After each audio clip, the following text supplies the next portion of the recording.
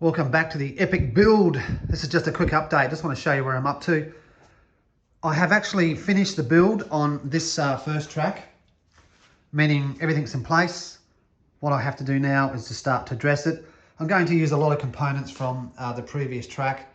I don't want to throw them out, and I thought it looked good, and to replace all this stuff does cost a lot of money. I just wanted to show you where I'm at. A bit of a tip, if you are building a track out of wood like I am, I use hinges when I join certain parts of the track.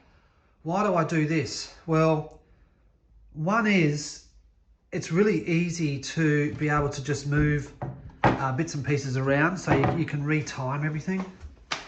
You know, you might need to lower this ramp down a bit. So if it's on a hinge, it's really easy. And then it's the same with this. You know, I might want to raise this up, and then I can also just raise that up as well. And all I have to do is just put some more support under there. It's the same with this. It's the same with this situation here. If I want to raise or lower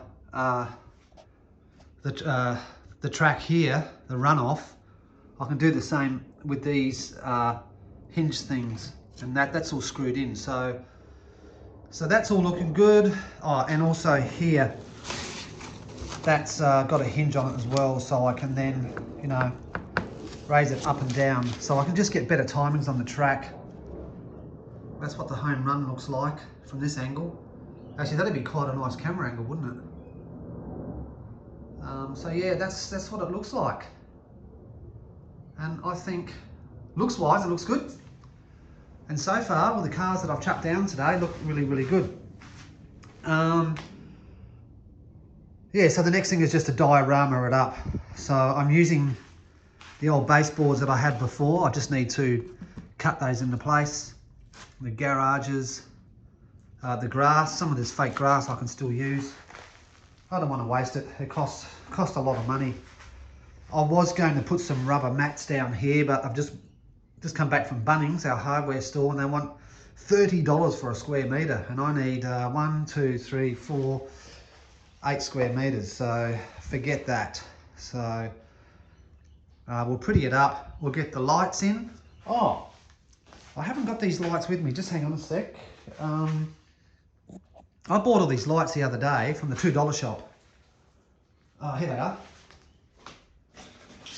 Just give me a second. It's in 1,000 pieces. I bought these Christmas lights the other day. Let me just get the package. Hang on a sec. I should have been more together. I bought these LED Christmas lights. They were $10. He wanted 20 for them, and the shop's going bust. So he said, $10, mate, and it's yours. So I thought, why not? So it's 160 LED lights with a power supply. The good thing about this, there's a switch here that you can have in different modes, and one of them is steady on. So, you know how I had all these lights around the track before? I was going to buy a stack more of those, but they do cost quite a bit off eBay. So the plan is to unwire all of these, right? And then these will be some LED lighting around the track that you can put somewhere. And you know, you can make a little stand out of some kind of wire or something and put those in. So there's 160 here, so I bought 2 packets. So what's that, 320 lights I've got to play with, plus the other ones. So looking forward to that. Put some lights down here and all of that. Oh, just looking at this merger, I had an idea last night, which was to actually cut this and take out the base. Hang on a sec. Let's see if I can take this. Which was to cut this open, actually. To cut this merger open. As you know, the 4 cars do go through. It's very, very tight. And obviously, the wider cars, they don't. It gets stuck. Some people have suggested, hey, why don't you shave the sides here? You can't because I don't know if you can see, but it's around about 1 mil to 2 mil thick. There's no way that you could shave that and give yourself any more room.